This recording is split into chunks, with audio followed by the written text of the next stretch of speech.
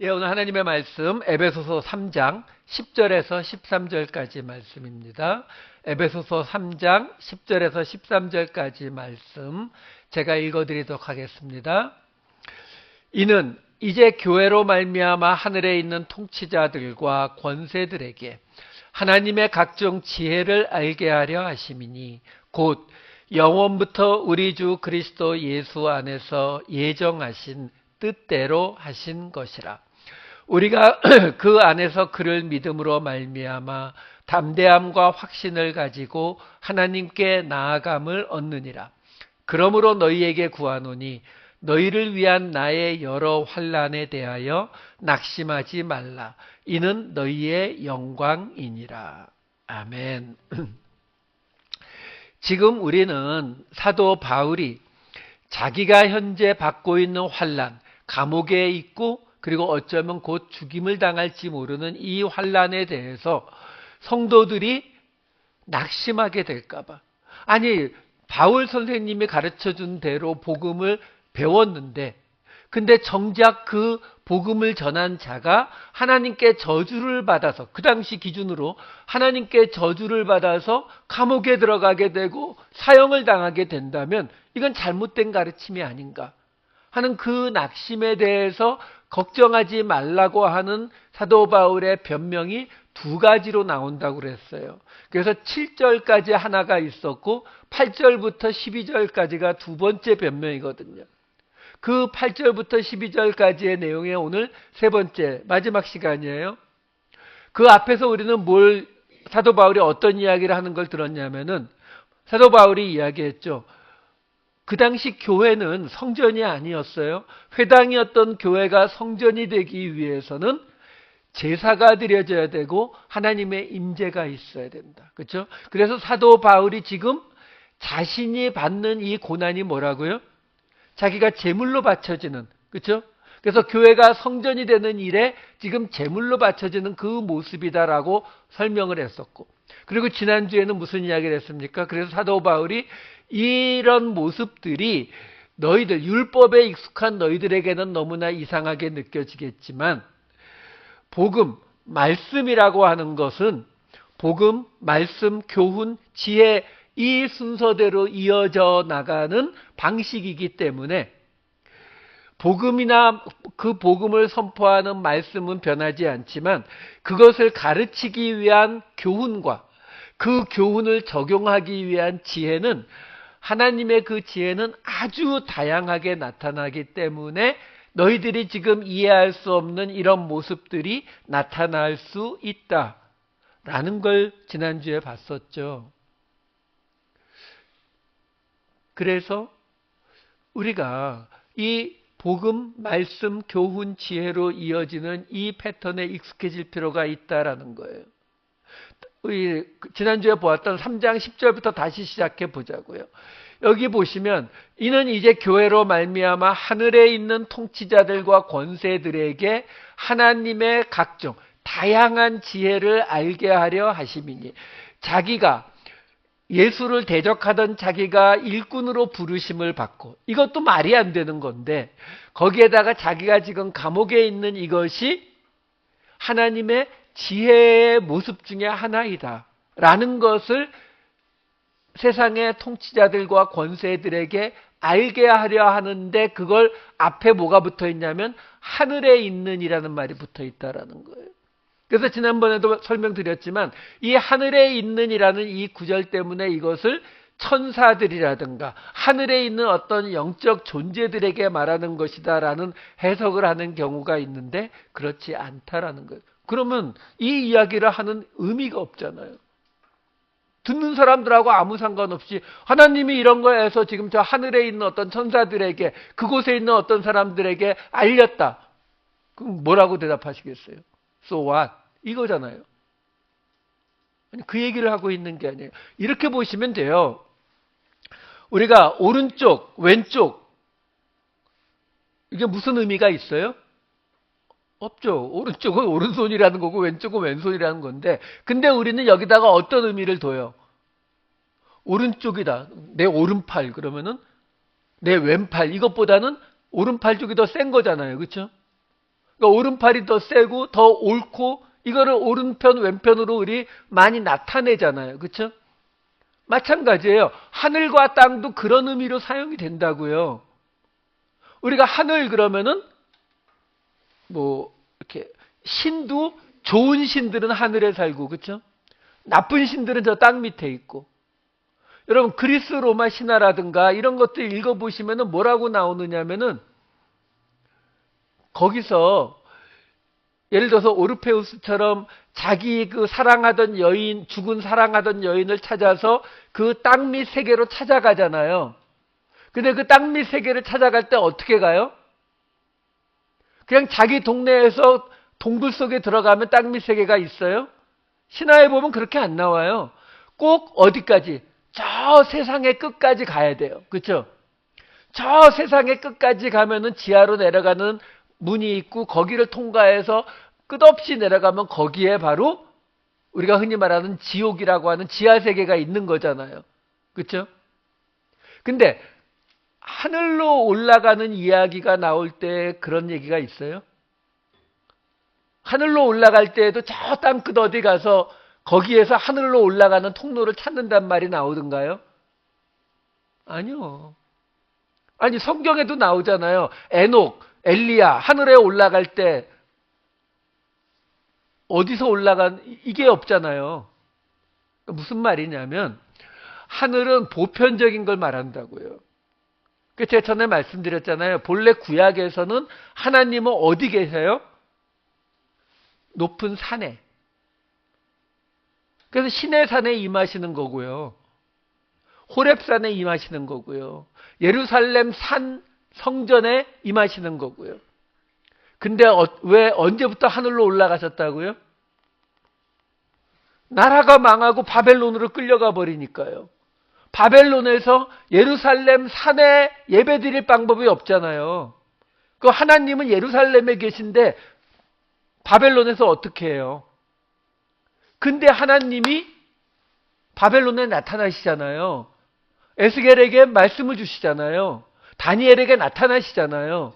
그러니까 사람들이 하나님이 산에 계시는 게 아닌가벼? 그러니까 어떻게 되는 거예요?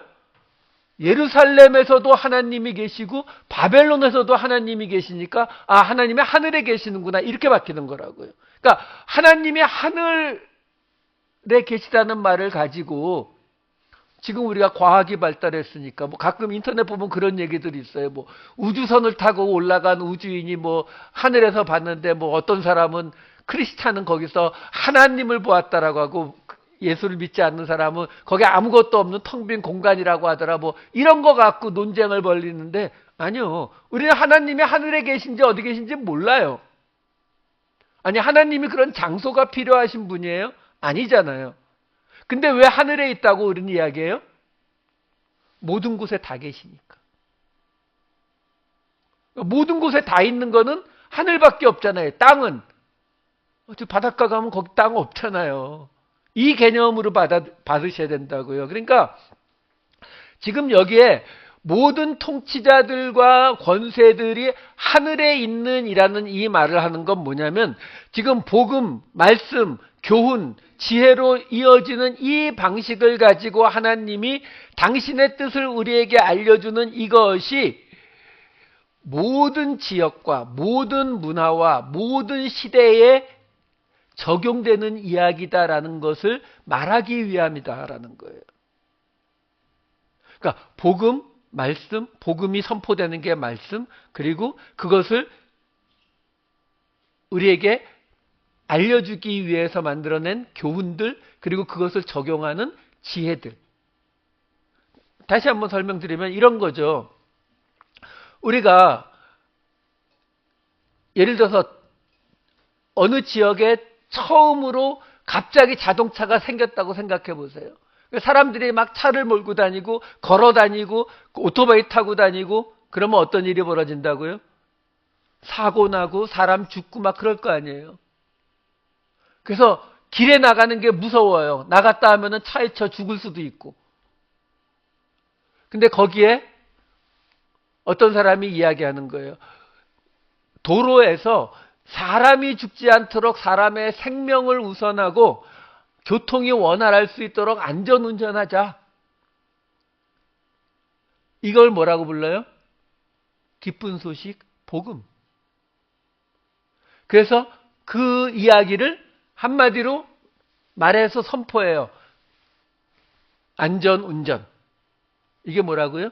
선포된 말씀. 그 안전운전을 어떻게 해야 돼요? 라고 물으니까 그러면은 자기 차선을 잘 지키고 그리고 신호를 잘 지키고 이런 식으로 나온 게 교훈. 근데 그 교훈이 어느 동네에는 되는데 어느 동네에는 안 될 수가 있어요. 그거 아세요? 빨간불일 때 우회전하는 게 여기 캘리포니아는 합법이지만 많은 다른 주에서는 불법입니다. 딱지 떼어요. 그러면 어느 쪽에 옳은 거예요?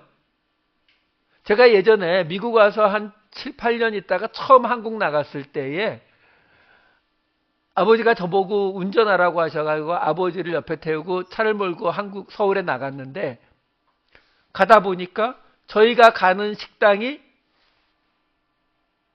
저는 이쪽으로 가고 있는데 식당이 저쪽에 있어요. 그럼 어떻게 들어가요? 깜빡이 켜고 있다가 샥. 그죠? 그랬더니 저희 아버지가 옆에서 놀래서 고함을 지르더라고요. 왜? 한국은 어떤 경우에도 노란선 넘어가면 안 돼요. 가서 유턴하는 데서 돌아서 가야지. 근데 우리는 여기서 가다가 이쪽에 뭐 갈 것 있으면 이렇게 들어가잖아요. 그 경찰이 잡아요? 안 잡아요. 왜? 도로 교통만 막지 않으면 안 잡아요.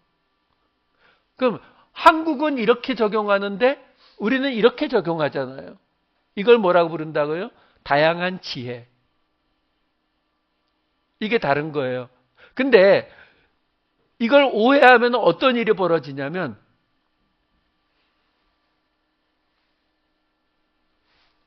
빨간불에 우회전하는 게 불법인 곳에서 어떤 사람이 우회전을 하니까 이쪽에서 오던 차가 저거 불법 저지른 애 그냥 가서 꽝 박아버렸어요. 그럼 돼야 안 돼요? 안 되죠. 왜? 맨 앞에 있는 생명 살리고 안전운전하자는 이 복음, 말씀, 이걸 어긴 거잖아요. 이거는 맞았는데 이걸 어긴 거거든요. 그러니까 이 순서가 그래서 중요하다고요. 이걸 안 지키겠다고 이걸 안 지키면 안 된다는 거예요. 이게 지금 하나님의 각종 지혜. 제가 하나 예를 더 들어드릴게요. 우리가 알다시피 2000년 전에 사도행전에서 이미 하나님이 이방인들에게도 성령이 임하시고 구원이 임한다는 게 나왔잖아요. 그렇죠? 그럼 거기서 말하는 이방인은 어떤 사람들을 말하는 거예요? 유대인이 아닌 모든 사람들이요. 그렇죠? 그러면 예수를 믿는 사람들에게는 그거는 다 졌을 리가 없죠. 그렇죠? 2000년이 지난 청교도 국가라고 하는 이 미국 땅에서도요. 제가 찾아보니까 1964년에 미시시피주의 잭슨이라고 하는 미시시피주의 수도예요. 거기에서 어떤 이 사건이 터졌냐면 백인들이 다니는 교회에 흑인들이 주일날 갔어요.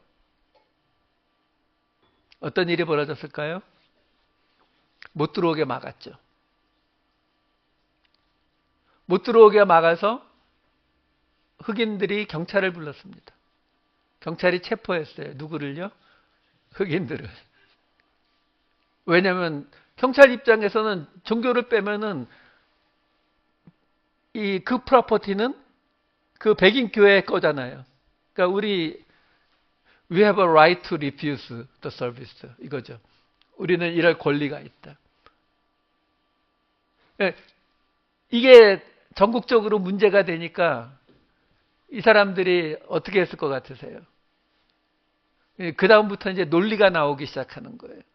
우리가 이렇게 하는 것이 크리스찬으로서 맞는 일이다. 제가 말씀 하나 보여드릴게요. 사도행전 17장 말씀. 인류의 모든 족속을 한 혈통으로 만드사 온 땅에 살게 하시고 그들의 연대를 정하시며 거주의 경계를 한정하셨다.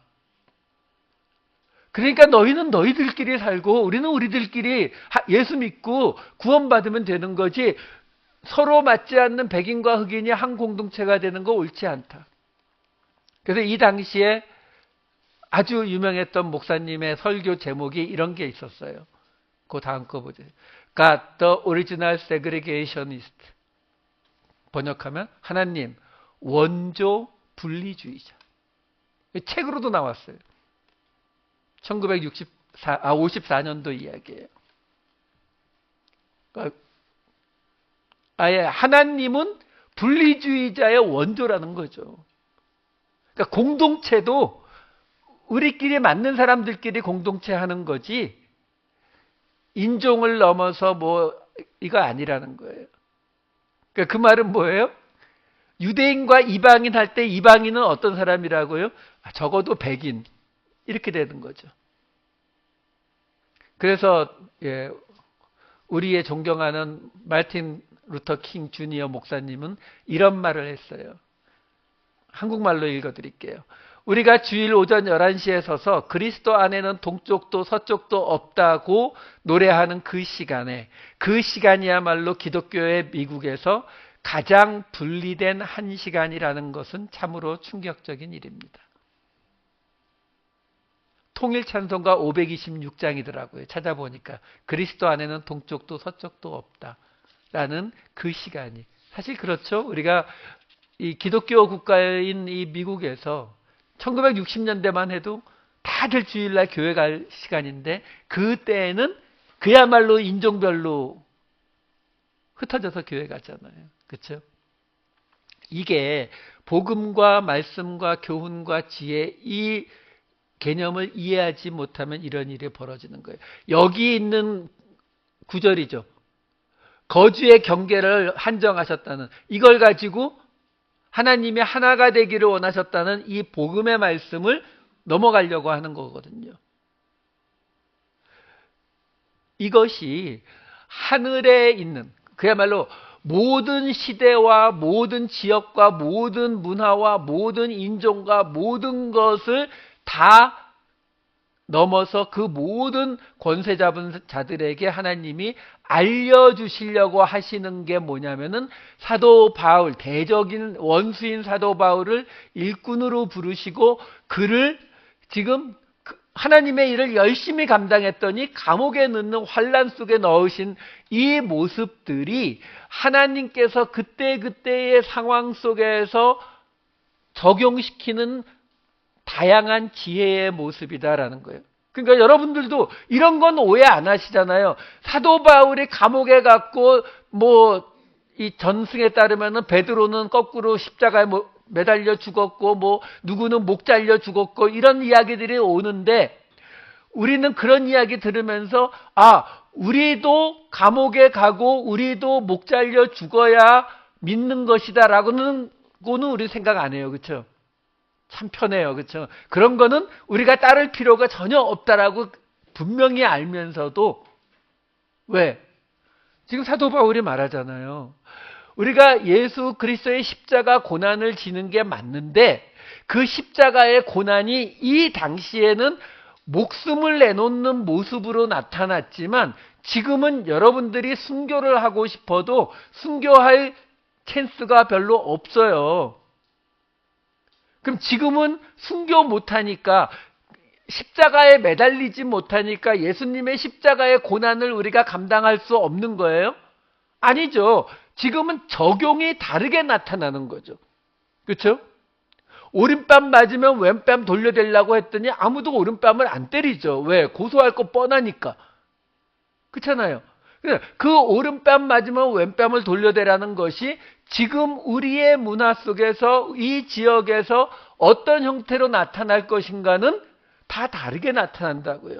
그걸 깨달으라는 거예요. 그게 모든 시대와 문화 속에서 적용되게 하나님이 지금 바꾸셨다. 정확히는 바꾸신 게 아니라 본래 그랬는데 예수 그리스도를 통해서 이제 드러났다. 그게 바로 지난주까지의 이야기였다라는 거예요. 이걸 다시 한번 머릿속에 꼭 가지고서 그 다음 11절로 들어가 볼게요.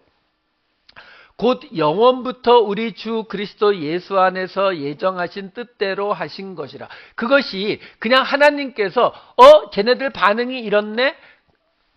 여론조사해 보니까 지지율이 높아졌네? 낮아졌네? 이거에 따라서 그때그때 바뀌는 이런 게 아니라 영원 전부터 하나님의 뜻대로 하신 거라고요. 근데 거기 지금 예정하신 뜻대로, 여기 예정하신 뜻까지가 한 단어예요. 프로데시스라는 단어예요.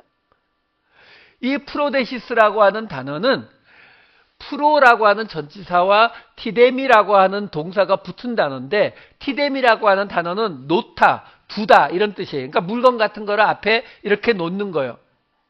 근데 프로라고 하는 단어는 영어의 before예요. 앞에.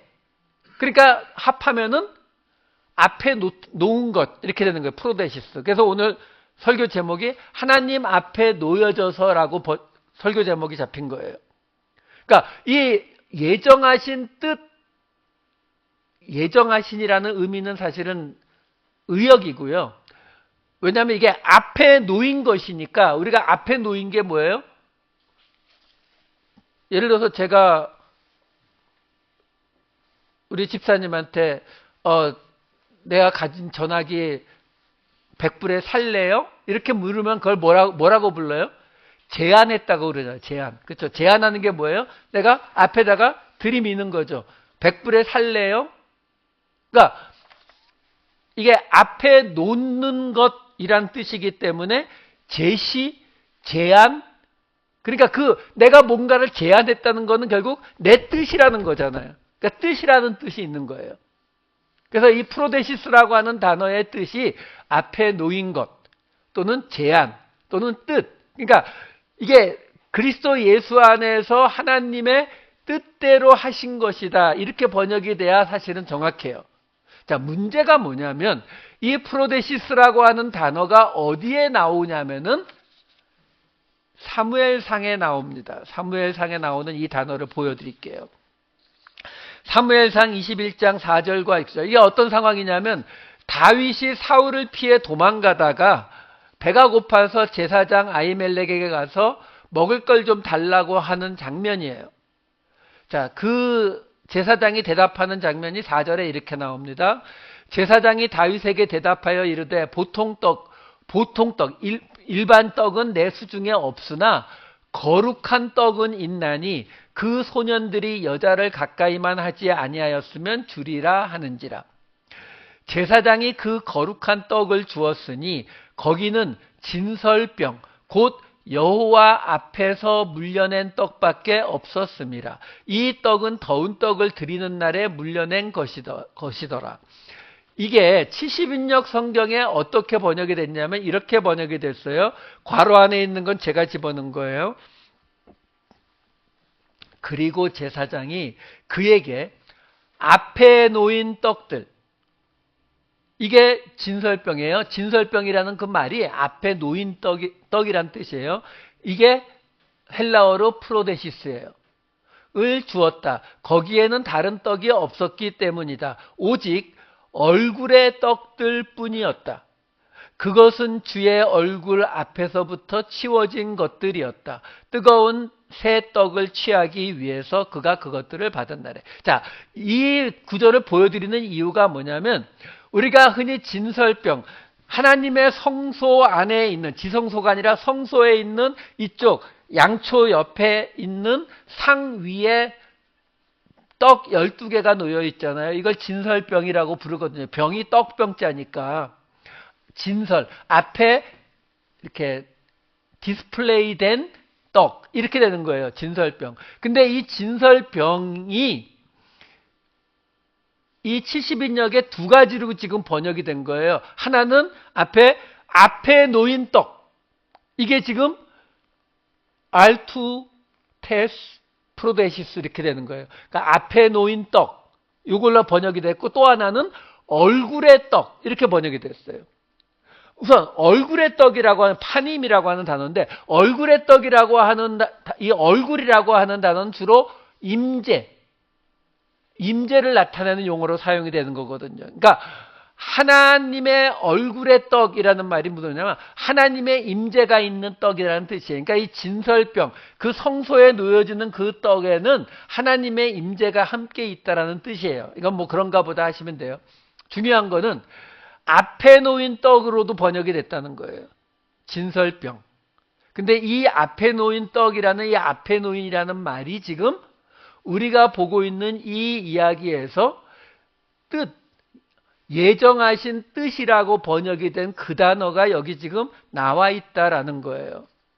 그러면 사도 바울이 이 단어의 이런 의미를 몰랐어요? 그럴 확률이 0%죠. 왜? 이 단어는 성전 안에 있는 몇 개 있지도 않은 그 성소에 3개밖에 없어요. 향단, 상, 그리고 촛대. 그 셋 중에 하나인데 사도 바울이 이 단어를 몰랐을 거라는 거는 아예 상상할 수가 없죠. 그러니까 그 의미를 알고 지금 이 단어를 사용하고 있다라는 거예요. 근데 이 사건을 예수님이 인용을 하십니다. 마태복음 12장 1절에서 4절을 보시게 되면은 안식일에 밀밭 사이로 갈 때 제자들이 이삭을 잘라 먹었더니 바리새인들이 안식일에 하지 못할 일을 한다니까 3절에 이렇게 나오죠.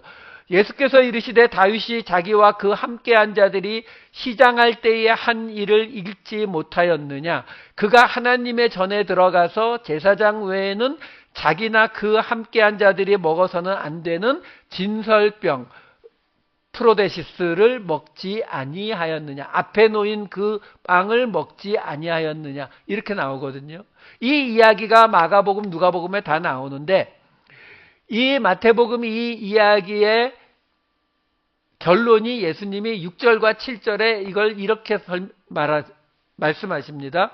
마태복음 12장 6절과 7절과 8절을 보시면 나는 자비를 원하고 제사를 원하지 아니하노라 하신 뜻을 너희가 알았더라면 무죄한 자를 정죄하지 아니하였으리라. 인자는 안식일의 주인이니라 하시니라. 마가복음은 조금 다른데 이렇게 말해줘요.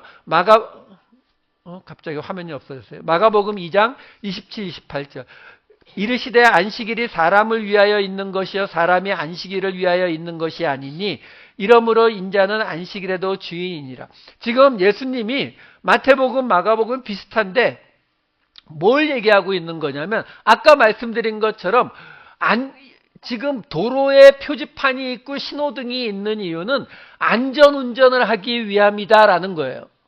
그러니까 지금 예수님이 무슨 말씀을 하시는 거냐면 안식일이라고 하는 건 사람을 위해서 있는 것이다. 사람을 위한 것이 복음이고 말씀인데 그것을 만들어내기 위한 교훈으로 주어진 것이 안식일인데 너희는 지금 순서가 거꾸로 됐다. 라고 하면서 뭐라고 해요? 인자는, 예수님은 안식일의 주인이다.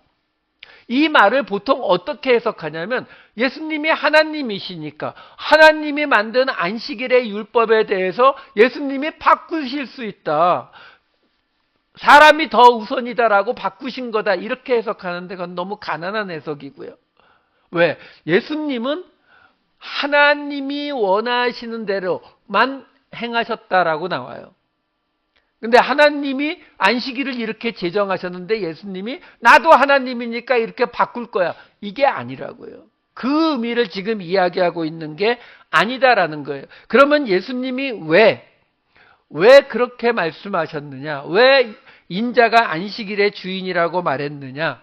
지금 이 사건은 안식일과 그리고 진설병, 금방 우리가 보았던 하나님 앞에 놓인 떡, 그 진설병이 둘이 같이 나오는 이야기잖아요. 안식일에 미리삭을 따먹었더니 예수님이 그 다윗의 이야기를 끌고 왔는데 다윗의 사건은 언제 벌어진 사건이에요? 정확하진 않지만 아마도 왜? 안식일마다 떡을 바꾸는데 그 바뀐 떡, 진설병에 전시되어 있다가 꺼낸 떡을 다윗에게 준 거거든요. 그러니까 안식일의 확률이 아주 높죠. 어쨌든 안식일과 진설병을 연결해서 예수님이 지금 이야기를 하셨거든요. 근데 이 안식일과 진설병에는 공통점이 있어요. 어떤 공통점이 있는지 출애굽기 31장 16절과 레위기 24장 8절을 보여드릴게요. 안식일이에요. 이같이 이스라엘 자손이 안식일을 지켜서 그것으로 대대로 영원한 언약을 삼을 것이니. 레위기 24장 8절 안식일마다 이 떡을 여호와 앞에 항상 진설할지니 이는 이스라엘 자손을 위한 것이요 영원한 언약이니라. 여기 지금 나오는 영원한 언약, 이 말이 하나님 말고 해당되는 곳이 여기밖에 없어요. 안식일과 진설병. 그러니까 이 둘에는 하나님의 영원한 언약이라고 하는 게 함께 있는 이야기라고요. 그러면 그 영원한 언약이 뭐냐라는 거예요. 그 힌트는 출애굽기 25장 30절에 나와요. 상 위에 진설병을 두어 항상 내 앞에 있게 할지니라. 그러니까 진설병은 어떤 의미를 보여주냐면 하나님과 항상 함께 한다는 의미를 갖고 있어요. 이건 힌트예요. 자, 당연히 영원한 언약, 그러면 아브라함에서 시작이 됩니다. 그 아브라함의 이야기 창세기 17장 7절과 8절에 이렇게 나와요. 내가 내 언약을 나와 너 및 내 대대 후손 사이에 세워서 영원한 언약을 삼고 너와 내 후손의 하나님이 되리라. 그리고 나는 그들의 하나님이 되리라. 아브라함과 무슨 언약을 영원한 언약을 맺으신 게 뭐냐면 내 후손과 나는 그들의 하나님이 되고 그들은 내 백성이 되리라 이거예요. 그리고 그렇게 아브라함하고 맺은 그 언약이 있다가 이게 흔들릴 때가 와요. 언제? 고난이 오니까. 그러니까 아브라함의 때부터 시작해서 계속 하다가 다윗의 나라 뭐 쭉 갈 때까지 아무 문제가 없었는데 왜? 사람들이 아브라함의 언약이 취소되거나 없어졌다고 생각 안 하죠, 당연히. 그런데 이제 바벨론이 쳐들어와서 나라가 망하기 직전에 예레미야에게 주신 말씀은 이렇게 나옵니다. 예레미야서 32장 37, 38, 40절. 보라, 내가 노여움과 분함과 큰 분노로 그들을 쫓아 보내었던 모든 지방에서 그들을 모아들여 이곳으로 돌아오게 하여 안전히 살게 할 것이라. 그들은 내 백성이 되겠고 나는 그들의 하나님이 될 것이며 내가 그들에게 복을 주기 위하여 그들을 떠나지 아니하리라 하는 영원한 언약을 그들에게 세우고 나를 경외함을 그들의 마음에 두어 나를 떠나지 않게 하고. 이 말씀이 왜, 이 영원한 언약이 여기서 왜 다시 나오느냐면 이제 곧 나라가 망할 거거든요. 그러면 우리가 기본적으로 생각하는 게 그거잖아요. 나라가 망하면 그 신이 세운 나라가 망하면 그 신과의 모든 계약도 끝나는 거죠. 이거는 지금 우리도 똑같잖아요. 우리가 모든 일이 잘 되어 나갈 때에는 내가 하나님을 믿는 것에 대해서 전혀 흔들리지 않지만 내가 어느 날 고난을 받고 기도해도 응답이 없고 막 이렇게 되면은 아무리 예수님은 당신과 함께 계십니다 뭐 얘기해도 안 와닿잖아요. 버림받은 것 같잖아요. 그럴까봐 하나님이 얘기하시는 거예요. 그들은 내 백성이 되고 나는 그들의 하나님이 된다는 이 영원한 언약을 내가 다시 세울 거라고. 언약이 취소되지 않는다고 확인해 주시는 거죠. 그리고 그들이 바벨론에 끌려갔다가 70년 후에 돌아오게 됐을 때의 이야기를 예레미야서 50장 4절과 5절에는 이렇게 말해요. 여호와의 말씀이니라 그날 그때에 이스라엘 자손이 돌아오며 유다 자손도 함께 돌아오되 그들이 울면서 그 길을 가며 그의 하나님 여호와께 구할 것이며 그들이 그 얼굴을 시온으로 향하여 그 길을 물으며 말하기를 너희는 오라 잊을 수 없는 영원한 언약으로 여호와와 연합하라 하리라. 다시 돌아올 때에 영원한 언약으로 하나님과 다시 하나가 될 것을 이야기하잖아요. 이건 나중에 다시 나오니까 다시 설명드릴게요. 그리고 에스겔서에 가면 또 나옵니다. 에스겔서 37장 26에서 28. 내가 그들과 화평의 언약을 세워서 영원한 언약이 되게 하고 또 그들을 견고하고 번성하게 하여 내 성소를 그 가운데 세워서 영원히 이르게 하리니 내 처소가 그들 가운데에 있을 것이며 나는 그들의 하나님이 되고 그들은 내 백성이 되리라. 내 성소가 영원토록 그들 가운데에 있으리니 내가 이스라엘을 거룩하게 하는 여호와인 줄을 열국이 알리라 하셨다 하라. 어디서 많이 들은 이야기잖아요. 우리가 이미 에베소서에서 봤던 이야기예요. 뭐요? 하나님이 거하실 처소가 되기 위하여 성전으로 지어져 가는 거예요. 그게 교회라고 그랬잖아요. 그들 가운데 하나님이 오셔서 가운데 계시면서 어떻게 하신다고요? 나는 그들의 하나님이 되고 그들은 내 백성이 되리라. 바로 그 영원한 언약을 다시 세운다. 이 말씀을 지금 이 에스겔서에서도 하잖아요. 이 모습이 계시록의 완성된 모습으로 나타나는 거예요. 21장 3절. 내가 들으니 보좌에서 큰 음성이 나서 이르되 보라, 하나님의 장막이 사람들과 함께 있음에 하나님이 그들과 함께 계시리니 그들은 하나님의 백성이 되고 하나님은 친히 그들과 함께 계셔서. 그러니까 하나님이 우리 아브라함과 맺으신 영원한 언약이 뭐냐면 하나님은 그들의 하나님이 되고 그들은 하나님의 백성이 돼서 영원히 이어진다, 함께 하신다는 게 영원한 언약이에요. 그 영원한 언약을 나타내 주는 두 가지가 뭐냐면 안식일과 진설병이라고요. 그래서 이 안식일과 진설병의 이야기를 예수님이 하신 거예요. 자, 근데 그 하나님이 영원히 함께 하신다는 이 영원한 언약이 어디에서 이루어져요? 마태복음 1장 23절과 요한복음 1장 14절. 처녀가 잉태하여 아들을 낳을 것이요 그의 이름을 임마누엘이라 하리라 하셨으니 이를 번역한즉 하나님이 우리와 함께 계시다 함이라. 말씀이 육신이 되어 우리 가운데 거하심에 우리가 그의 영광을 보니. 보세요. 예수님이 어떤 분으로 오셨다고요? 하나님이 우리와 함께 계시는, 하나님이 우리와 함께 거하시는 모습으로 오신 게 예수님이에요. 자, 그러면 안식일과 진설병이 영원한 언약을 나타내는 건데 이 안식일과 진설병을 통해서 뭐가 이루어져요? 아까 우리가 보았던 그 사무엘상에서 그 진설병을 무슨 떡이라고 말했어요? 하나님의 얼굴의 떡, 거룩한 떡이라고 이야기했잖아요. 그 거룩함, 구별됨이 뭘로 이루어져요? 이제는 진설병이 아니라 그 떡을 통해서 안식일을 지키는 걸 통해서 이루어지는 게 아니라 그 진설병을 통해서 이루어지는 게 아니라 예수를 통해서 이루어지잖아요. 그게 무슨 말이라고요? 인자가 안식일의 주인이라고요.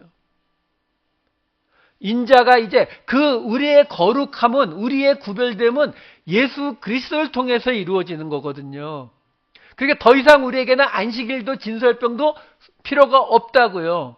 그러니까 예수님이 말씀하시는 거예요. 너희가 지금 안식일을 지키지 않았다고 내 제자들을 욕하고 있는데 다윗도 안 지켰거든. 그 말은 하나님께서 애초부터 이 안식일을 지키는 것을 복음이나 말씀의 단계로 주신 게 아니라 뭘로요? 교훈으로 주신 거라고요. 그러니까 이걸 이기려고 하면 안 되지. 이렇게 말씀하시는 거예요. 그러면서 지금 이것들이 이 안식일의 주인인 나를 예수 그리스도를 통해서 이루어졌기 때문에 더 이상 이거를 지키지 않아도 된다. 이걸 설명하시는 거예요. 자, 그러면 이제 이 프로데시스, 앞에 놓인 떡, 이 앞에 놓인이라고 하는, 그러면 이 바울은 지금 자기가 감옥에 있는 이걸 설명하고 있는 중에 여기서 지금 바울이 왜 이 프로데시스라고 하는 이 진설병의 이 이미지를 가지고 와서 하나님께서 지금 이 앞에 놓인 뜻을 이루고 계시는 것이라는 이런 방식의 설명을 하고 있느냐라는 거예요. 바울의 의도가 뭐냐라는 거죠. 이걸 이해하시려면은 로마서 3장 25절을 가지고 설명을 해드릴게요. 이 예수를 하나님이 그의 피로써 믿음으로 말미암는 화목제물로 세우셨으니 이는 하나님께서 길이 참으시는 중에 전에 지은 죄를 간과하심으로 자기의 의로우심을 나타내려 하심이니. 하나님이 자기의 의로우심, 의롭다라는 말은 우리를 구원하신다라는 말이라고 전에 설명드렸어요. 성경이 말하는 의는. 그러니까 하나님이 우리를 구원하시는 그 의를 나타내시기 위해서 뭘 하셨냐면은 예수를 화목 제물로 세우셨다는 거예요. 여기 세우셨다라고 번역이 된 단어가 바로 이 프로데시스의 동사형이에요.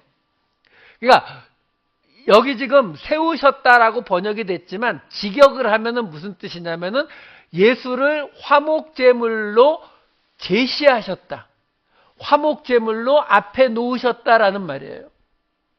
그리고 여기 화목제물이라고 하는 말로 번역이 된 이 힐라스테리온이라고 하는 단어는 제가 지난번에 설명드렸어요. 이 힐라스테리온이 어떤 뜻을 가지고 있다고요? 바로 속죄소, 법궤의 뚜껑. 그 속죄소, 이게 카포레트거든요. 히브리어로. 이게 헬라어로 번역된 거에 이 힐라스테리온을 써요. 그러니까 아까하고 똑같아요. 이 단어도 사도 바울이 오해할 확률이 0%인 단어거든요. 왜? 법궤의 뚜껑 속죄소니까. 이 속죄소는 의미가 굉장히 큽니다. 출애굽기 25장 22절에 이렇게 설명해 주죠. 그 속죄소, 거기서 내가 너와 만나고 속죄소 위, 곧 증거궤 위에 있는 두 그룹 사이에서 이렇게 나와요. 그러니까 이 속죄소는요, 이름이 속죄소라고 불려지니까 죄를 사해 주시는 곳, 이렇게 받아들이는 경우가 많은데, 아니요, 그거는 부차적인 거고, 그 속죄소는 어떤 곳이냐면 바로 하나님이 모세를, 하나님이 우리를 만나주시는 장소예요. 근데 어떻게 만날 수 있느냐? 우리는 죄인인데 이 속죄소, 카포레트라고 하는 이 히브리어 단어가 본래 카파르라고 하는 단어에서 왔거든요. 카파르가 뭐냐면 덮다라는 동사예요. 덮다. 그래서 뚜껑의 명사로는 뚜껑이 되는 거예요. 카포레트면. 그러니까 우리의 죄를 예수님이 덮으셨기 때문에, 그렇기 때문에 우리가 거기서 하나님과 만날 수 있다라는 거거든요. 그걸 위해서 예수님을 앞에 놓으셨다고요. 제시하셨다고요. 전시하셨다고요. 그러니까 한마디로 말하면 하나님께서 죄인들인 우리를 구원하시는 것을 우리에게 설명해 주셔야 되는데, 그걸 우리에게 알게 하기 위해서 쉽게 말하면 파워포인트를 가지고 보여주신 거예요. 어떻게? 자, 여기 너희의 죄가 여기 있고 뚜껑이신 예수님을 속죄소를 위에 딱 갖다 덮고, 그리고 그렇기 때문에 하나님이 거기에 임재하시는, 그러니까 하나님이 임재하시니까 그 결과로 죄가 속해지는 건 맞아요. 하지만 그게 목적이 아니라 하나님이 임재하시는 거. 왜 그게 목적이 돼요? 영원한 언약 자체가 하나님이 함께 하시겠다는 게 영원한 언약이었으니까. 그러니까 그 속죄소는 그 영원한 언약을 이루어 주기 위해서 하나님이 예수님을 샘플로 우리에게 보여주셨다고요. 샘플이란 말이 정확하지 않은데, 그러니까 우리에게 보여주시기 위해서 여기에 예수를 속죄소로 세우셨다, 화목제물로 세우셨다의 프로데시스의 동사형이 들어가 있는 거예요. 자, 그 말은 뭐냐면 사도 바울이 이 단어를 사용한 의도가 우리에게 나오는 거죠. 무슨 말이에요? 사도 바울이 이 단어를 사용한 이유가 뭐예요? 지금 계속 말씀드리지만 사도 바울이 설명하고 있는 건 자기가 왜 지금 감옥에 가 있는지 이걸 지금 설명하려고 하는 거잖아요. 자기가 지금 감옥에 가 있는 그 이유가 자기가 하나님이 예정하신 뜻, 정확히는 하나님이 제안하신 프로데시스, 하나님이 보여주시는, 그러니까 예수님을 프로데시스로 앞에 놓인 떡처럼 우리에게 샘플처럼 보여주신 것처럼 지금 사도 바울이 감옥에 들어가 있는 것은 똑같은 의도로 다른 성도들을 위해서 사도 바울이 그 하나님의 다양한 지혜의 그 비밀의 경륜을 보여주기 위해서 지금 감옥에 들어가 있는 것이다. 그래서 이 프로데시스라고 하는 단어를 사용하고 있는 것이다 라는 거예요. 이렇게 설명해 드릴게요. 쉽게 설명을 해드리면 이거죠. 우리 한국 교회가 60년대, 70년대, 80년대까지 한국 교회를 뒤덮었던 게 뭐냐면 흔히 말하는 기복신앙이잖아요. 예수 믿으면 병도 낫고 뭐 사업도 잘 되고 뭐 가정도 잘 되고 다 잘 된다 이랬잖아요. 최근에 와서는 많이 약해졌지만 아직도 사실은 절대 다수가 그쪽을 믿고 있잖아요. 근데 여러분, 그나마 사람들로 하여금 기복신앙은 아니지 않나? 예수 믿는다고, 예수를 잘 믿는다고 그렇게 다 복받는, 이 땅에서 복받는 건 아닌 것 같은데 라는 생각을 하게 만든 가장 큰 비중을 차지한 사람이 누구라고 생각하세요? 사도 바울이잖아요. 고린도후서 11장에 보면은 사도 바울이 무슨 얘기예요? 자기가 몇 번 파선당했고 몇 번 태장 맞았고 뭐 강도당했고 뭐 쫙 나오잖아요. 근데 사도 바울이 그거 안 썼으면 그러면 어떻게 됐을까요? 그걸 써놨음에도 불구하고 대부분은 예수 믿고 복받는다는 것으로 믿는데 그것마저 없었으면 그러면 그랬겠죠. 베드로가, 야고보가, 요한, 뭐 다른 사도들이 뭐 목 잘려 죽고 뭐 거꾸로 매달려 죽고, 에이 말도 안 돼. 그거는 그냥 성경에 없잖아. 그거는 그냥 사람들 소문이고 예수 잘 믿은 사도들은 당연히 복 받았지. 믿습니까? 우리 성도들은 이럴 때 아멘을 안 해요. 근데 이게 사도 바울이 자기가 받은 고난을 그토록 써놨음에도 불구하고 그렇다고요. 그러니까 사도 바울의 그 다른 건 둘째치고 그 고난의 모습이 우리에게 뭐가 되고 있는 거라고요? 앞에 놓인 떡 프로데시스가 되고 있는 거예요. 그래서 그나마 우리가 조금이라도 정신줄을 잡을 수 있는 이유가 사도 바울이 이 프로데시스를 하고 있으니까요. 그 말을 하고 있는 거예요. 내가 지금 감옥에 가 있는 거 왜? 여러분들 우리 그러잖아요.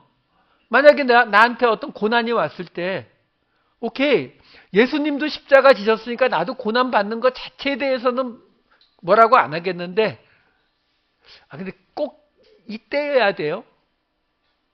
나 결혼식 얼마 안 남았는데 나 우리 손주 생일이 얼마 안 남았는데 왜 꼭 이때? 꼭 지금 해야 돼요? 우리 이럴 수 있잖아요. 근데 지금 사도 바울이 이야기하는 거예요. 이유는 모르지만 그렇죠? 사도 바울이 지금 2000년 후에 우리가 자기가 써놓은 글들 가지고 이렇게 매일 씨름할 거라고 생각했겠어요? 모르지만 하나님께서 자기를 프로데시스로 쓰고 있다. 그 말은 뭐예요? 사도 바울이 내가 이렇게 고난받았으니까 너희도 나 정도 고난받지 않으면 너희는 가짜야. 이렇게 말 안 한다고요. 자기는 이렇게 받을 수 있고요. 다른 사람은 안 받을 수도 있어요. 그 하나하나의 적용은 우리가 다 알지 못한다는 거죠. 다 알지 못하지만 하나님께서 자기를 이렇게 사용하고 계시다라는 거예요. 이렇게 되면 그 다음에 이어지는 3장 12절 말씀이 이제 설명이 돼요. 우리가 그 안에서 그를 믿음으로 말미암아 담대함과 확신을 가지고 하나님께 나아감을 얻느니라. 여기에 지금 이 문장 번역이 이상해서 순서가 바뀌어 있어, 자리가 바뀌어 있어가지고 제가 다시 번역했어요. 우리가 그 안에서 그를 믿음으로 말미암아 담대함과 나아감을 얻는다. 확신 안에서 이렇게 되어 있어요. 헬라어로는요. 그러니까 이 믿음으로 말미암아 얻게 되는 게 뭐냐면 우리 성경에는 담대함과 확신을 갖게 되는 것처럼 이야기하고 있는데 담대함과 나아감을 얻는 거예요. 여기 담대함이라고 나와 있는 이 단어는 프로스라고 하는 단어와 흐레오라고 하는 단어, 죄송해요. 파스라고 하는 단어와 흐레오라고 하는 단어의 합성어거든요. 파스는 모든이라는 뜻이고 흐레오라는 말은 말하다라는 뜻이에요. 그러니까 모든 것을 말하는. 그러니까 겁 없이 뭐 대통령 앞에서도 하고 싶은 말 다 하는 그런 담대함을 말하는 거예요. 그러니까 지금 예수를 믿음으로 담대함을 얻었다라는 거예요. 그 모습은 가능하죠. 왜? 쉽게 말하면 죽을 생각하면 눈에 뵈는 게 없어지면 무서운 게 없어지는 거잖아요. 그렇죠? 그래서 실제로 빌립보서를 보시게 되면은 빌립보서 1장 12, 14절 보시게 되면 형제들아 내가 당한 일이 도리어 복음 전파의 진전이 되었다. 형제 중 다수가 나의 매임으로 말미암아 주 안에서 신뢰함으로 겁없이 하나님의 말씀을 더욱 담대히 전하게 되었느니라. 우리 바울 선생님도 감옥에 간 판에 뭐 감옥 가면 대수야? 이렇게 되니까 말하는 데에 겁이 없어졌다는 거죠. 그래서 복음 전하는 데에 담대해졌다. 이건 그걸 설명해 주고 있는 거예요. 사도 바울도 사도행전 맨 마지막 절에 이렇게 나와요. 사도행전 28장 31절 끝이거든요. 주 예수 그리스도에 관한 모든 것을 담대하게 거침없이 가르치더라. 이런 것들은 이미 죽음을 각오했기 때문에 지금 자기가 감옥에 있는 것이 하나님으로부터 버림받은 것이 아니다라는 확신이 믿음이 생겼기 때문에 담대해질 수 있는 거예요. 자, 문제는 아까 보았던 12절에 두 가지였거든요. 그의 안에서 믿음으로 말미암아 얻을 수 있는 게 두 개. 하나는 담대함. 이 담대함은 설명이 됐어요. 자, 왜? 감옥에 있는 것이 하나님의 벌이 아니고 저주가 아니고 하나님의 뜻이라는 게 알려졌으니까. 프로데시스 하고 있다는 거 알았으니까. 그럼 또 하나 남는 게 뭐냐면 나아감이에요. 하나님께 나아감. 이거는 어떻게 해결되는 문제냐라는 거죠. 이 이야기가 에베소서 2장 17절 18절에 이렇게 나옵니다.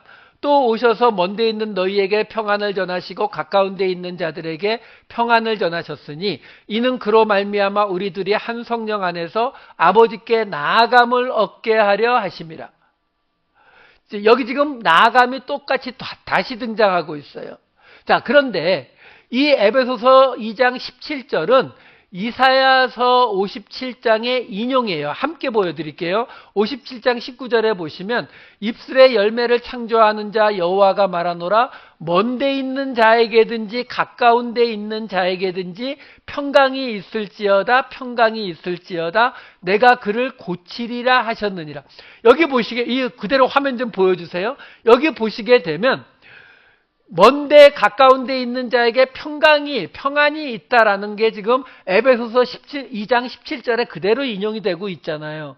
근데 이사야서 57장 19절에 맨 끝에 보시게 되면 그렇게 먼데 있는 자 가까운 데 있는 자에 평안이 있고 하나님이 그를 고치겠다고 하세요.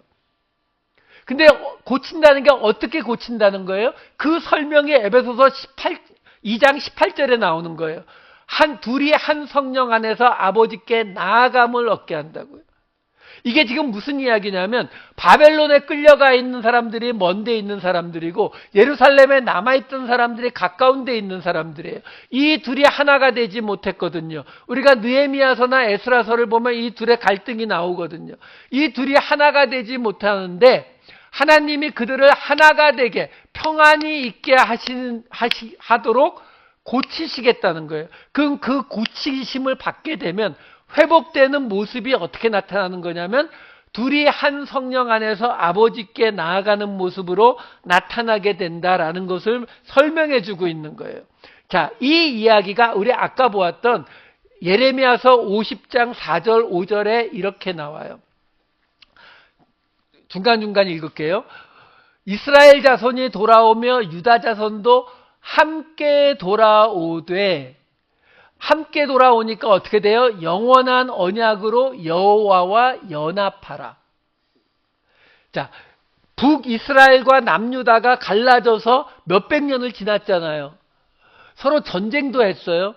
그랬는데 나라가 망하고 다시 회복될 때에 이 둘이 함께 돌아오면 하나님이 말씀하신 영원한 언약, 그들은 내 백성이 되고 나는 그들의 하나님이 되려 함께 하시겠다는 임마누엘의 그 약속이 이루어져서 하나님과 하나가 되게 되는 일이 벌어진다라는 것을 보여주고 있는 거거든요. 아까 봤던 에스겔서 37장 26절에도 이렇게 나오죠. 내가 그들과 화평의 언약을 세워서 영원한 언약이 되게 하고, 그러니까 그 영원한 언약이 곧 화평의 언약이라고 말하는 거예요. 그럼 이 화평의 언약은 누구하고 누구하고의 화평을 말하고 있는 것이냐? 그 이야기가 그 앞에 있는 에스겔서 37장 16절 17절에 앞에 이런 이야기가 나와요. 인자야, 너는 막대기 하나를 가져다가 그 위에 유다와 그 짝 이스라엘 자손이라 쓰고, 또 다른 막대기 하나를 가지고 그 위에 에브라임의 막대기 곧 요셉과 그 짝 이스라엘 온 족속이라 쓰고, 그 막대기들을 서로 합하여 하나가 되게 하라. 내 손에서 둘이 하나가 되리라. 북이스라엘과 남유다가 하나가 되게 하라는 거예요. 하나가 되면 에스겔서 37장 21절에서 23절, 그들에게 이르기를 주 여호와께서 이같이 말씀하시기를 내가 이스라엘 자손을 잡혀간 여러 나라에서 인도하며 그 사방에서 모아서 그 고국 땅으로 돌아가게 하고 그 땅 이스라엘 모든 산에서 그들이 한 나라를 이루어서 한 임금이 모두 다스리게 하리니 그들이 다시는 두 민족이 되지 아니하며 두 나라로 나누이지 아니할지라. 그들이 그 우상들과 가증한 물건과 그 모든 죄악으로 더 이상 자신들을 더럽히지 아니하리라. 내가 그들을 그 범죄한 모든 처소에서 구원하여 정결하게 한즉 그들은 내 백성이 되고 나는 그들의 하나님이 되리라. 자, 이 이야기가 지금 무슨 걸 말해주고 있어요? 지금 예레미야서와 에스겔서를 보여드렸는데 뭘 말하고 있어요? 너희 갈라진 둘이 하나가 되면, 그러면 그들과 하나님이 하나가 되신다는 이 영원한 언약이 이루어진다고요. 그러니까 화평의 언약이 어떻게 해서 영원한 언약이 되냐면, 그 화평의 언약은 우리가 하나님과 화평해지니까 영원한 언약이 이루어진다는 것이 아니라 우리가 우리 이웃과 화평해지면, 우리의 대적, 우리의 원수와 화평해지면, 그러면 우리가 하나님과 연합한 자가 되는 영원한 언약이 이루어지는 일이 벌어진다라는 거예요. 그러면서 마지막 결론, 이거는 두 가지 변명을 다 합친 거죠. 3장 13절에 나오는 거예요. 그러므로 너희에게 구하노니 너희를 위한 나의 여러 환난에 대하여 낙심하지 말라. 이는 너희의 영광이니라. 영광이 뭐라고 했어요? 하나님의 임재라고 했죠. 하나님의 임재라고요. 하나님과 함께함이라고요. 사도 바울이 고난을 받는 것은 그 고난을 통해서 뭘 보여줘요?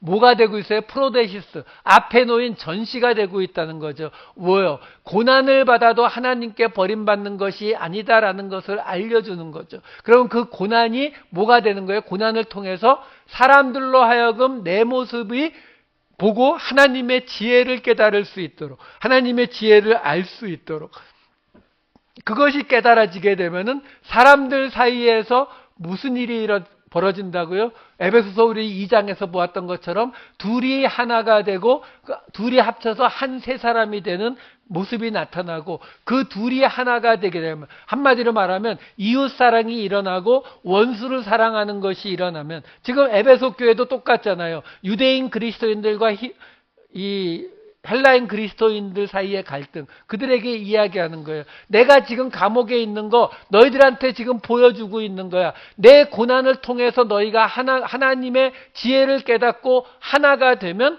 너희와 하나님의 영원한 언약이 이루어지게 될 것이다. 이걸 설명해 주고 있는 거예요. 이 이야기를 가지고 우리가 우리의 고난에 대입하시면 돼요. 제가 종종 말씀드리잖아요. 우리가 고난을 받을 때에 우리는 그 고난이 왜 생겼는지, 내가 왜 이런 고난을 받게 되는지를 우리는 집중하지만 중요한 건 그게 아니에요. 왜? 우리는 어떤 때에는 내 잘못으로 고난을 받을 수도 있고 어떤 때는 나와 아무 상관없이도 고난을 받을 수 있어요. 음주운전을 하는 사람이 와서 내 차를 쳐갖고 내가 다쳤다. 이게 나 아무것도 잘못한 거 없잖아요. 중요한 건 그게 아니라 내가 받는 그 고난이 프로데시스, 하나님 앞에 놓여지는 거룩한 떡이 될 수 있도록, 하나님의 일에 쓰임받을 수 있도록 하나님께 올려드리는 게 중요하다는 거예요. 하나님, 내가 지금 이 고난을 받고 있어요. 그 이유도 잘 알지 못하겠지만 내가 받는 이 고난이 하나님의 복음 전파의 사도 바울처럼 진설병처럼 프로데시스가 되어서 전시되게 해주세요. 제시되게 해주세요. 사람들로 하여금 나를 통해서 하나님이 영원한 언약을 맺고 계시다는 것을 깨닫게 해주세요. 라고 기도하시면 그게 하나님의 일이 되는 거예요. 그러면 우리가 적어도 하나님 앞에 고난을 놓고 기도한다고 해서 그 고통이 줄어들지 않을 수 있어요. 형편이 나아지지 않을 수도 있다고요. 하지만 분명한 거 하나는 우리가 그 고난을 하나님 앞에 프로데시스로 올려드릴 때, 하나님 앞에 우리가 그 앞에 놓여진 떡이 될 때에 우리의 모든 고난은 헛되지는 않다는 거예요. 하나님이 주시는 의미를 갖게 되는 고난이 된다라는 것입니다. 우리는 바로 이 모습으로 하나님이 우리와 영원히 함께 하신다는 그 영원한 언약을 만들어가는 사람들입니다. 이 마음으로 하나님의 뜻, 하나님의 진설병으로 살아가시는 저와 여러분 되시기를 우리 주님의 이름으로 축원드립니다. 기도하시겠습니다. 사랑이 많으신 아버지 하나님, 저희들 지나가고 있는 고난과 환난 속에서도 우리의 삶을 포기하지 않고 우리의 믿음을 포기하지 말아야 할 그 이유, 하나님의 뜻대로 산다고 했음에도 닥쳐오는 고난 속에서 우리의 하나님을 보지 못하는 것처럼 살지 말아야 할 이유, 그 이유를 보게 하시니 감사를 드립니다. 아버지 하나님, 저희로 무엇이 더 중요한지, 무엇이 하나님의 뜻인지를 깨닫고 그 깨달음 속에서 우리가 먼저 앞에 놓여진 자 되어 우리 뒤를 따라올 모든 형제 자매들의 길이 되게 하여 주시옵소서. 감사드리옵고 이 모든 말씀 우리 주 예수 그리스도의 이름으로 기도하옵나이다. 아멘.